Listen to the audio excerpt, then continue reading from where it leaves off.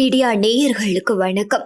அமெரிக்காவின் சட்டவிரோத குடியேறிகள் ராணுவ விமானம் மூலம் இந்தியா வந்தடைந்த சம்பவம் நிலவரம் என்ன?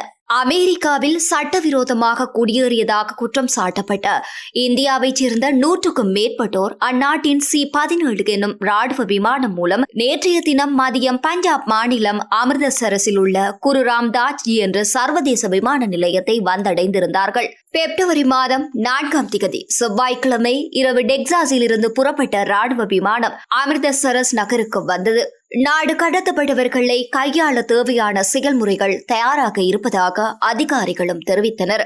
பிரபல ஊடகம் ஒன்றுக்கு செய்தி வழங்கி வரும் ரவீந்தர் சிங் ராபின் கூறுகையில், இதையொட்டி விமான நிலையத்தின் உள்ளே ஊடகங்கள் அனுமதிக்கப்படவில்லை என்று கூறினார்.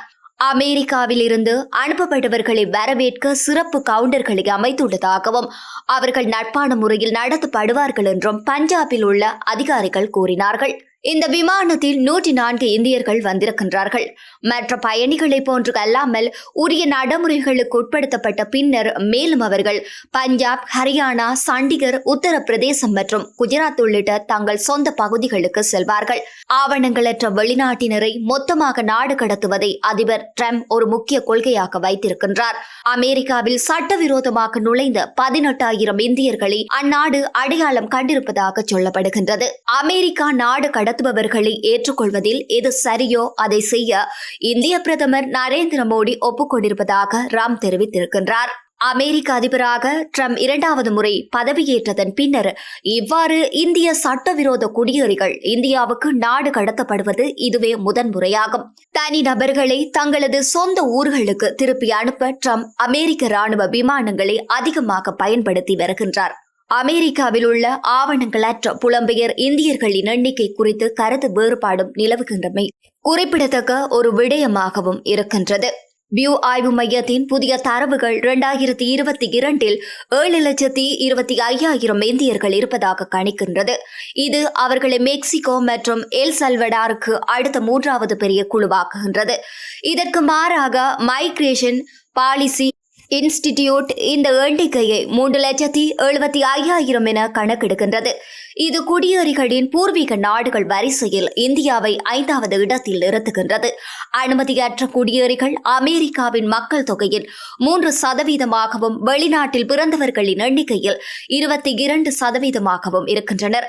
பஞ்சாப் காவல்துறை டிஜிபி கௌரத் ஜாதவ் ஊடகத்திடம் கூறுகையில், மாநிலத்தின் முதலமைச்சராக இருக்கின்ற பகவத் சிங்மானுடன் நடைபெற்ற கூட்டத்தில் ஆலோசிக்கப்பட்டதாகவும் அமெரிக்காவில் இருந்து அனுப்பப்படுகின்ற இந்தியர்கள் பஞ்சாப் அரசாங்கத்தின் மூலம் சிறந்த முறையில் வரவேற்கப்படுவார்கள் என்றும் உறுதியாக கூறியிருந்தார்.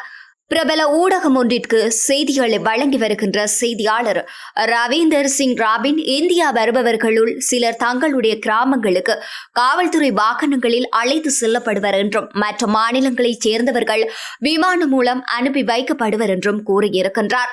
பஞ்சாப் மாநில அமைச்சர் குல்தீப் சிங் தலிவால், அமெரிக்காவில் இருந்து இந்தியர்கள் நாடு கடத்தப்படுவது மிகவும் தீவிரமான விவகாரம் என கூறியிருக்கின்றார். இதனை மத்திய அரசும் தீவிரமாக எடுத்துக் கொள்ள வேண்டும் என்று அவர் வலியுறுத்தினார். பஞ்சாபின் புலம்பெயர் இந்தியர்கள் விவகாரத்துறை அமைச்சர் தலிவால் அமெரிக்காவின் இந்த முடிவால் அதிருப்தி அடைந்திருப்பதாக தெரிவித்தார்.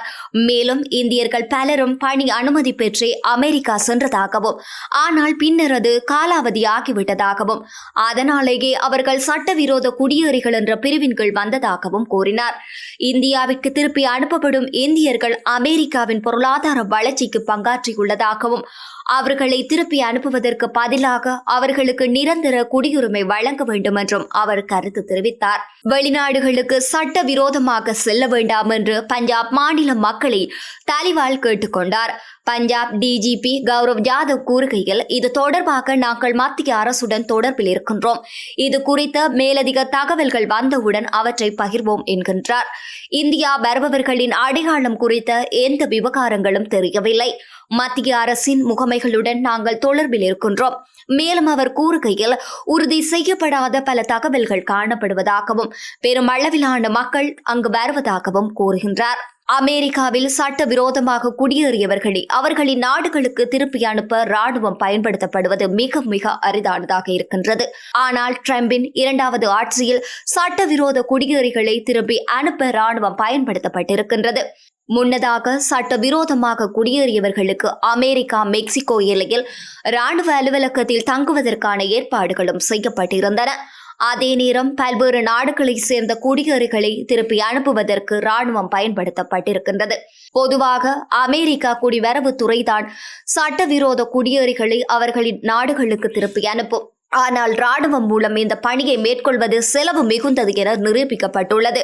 கடந்த வாரம் குவாட்டமாலாவுக்கு சட்டவிரோத குடியேறிகளை அமெரிக்க ராணுவம் திருப்பி அனுப்பியது.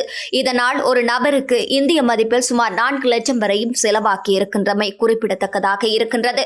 பிரதமர் மோடியுடன் கடந்த வாரம் தொலைபேசியில் பேசிய ட்ரம்ப் மற்றும் வெளியுறவுத்துறை செயலாளர் மார்க்கோ ரூபியோ அமெரிக்காவில் வாழ்ந்து வருகின்ற சட்டவிரோத இந்திய குடியேறிகள் குறித்து கவலையும் தெரிவித்திருக்கின்றார்கள். இதன்பின் செய்தியாளர்களிடம் பேசிய ட்ரம்ப் அமெரிக்காவில் ஆவணங்களின்றி வசிக்கும் இந்தியர்கள் குறித்து இந்திய அரசு தகுந்த நடவடிக்கை எடுக்கும் என தாங்கள் நம்புவதாகவும் தெரிவித்தார்.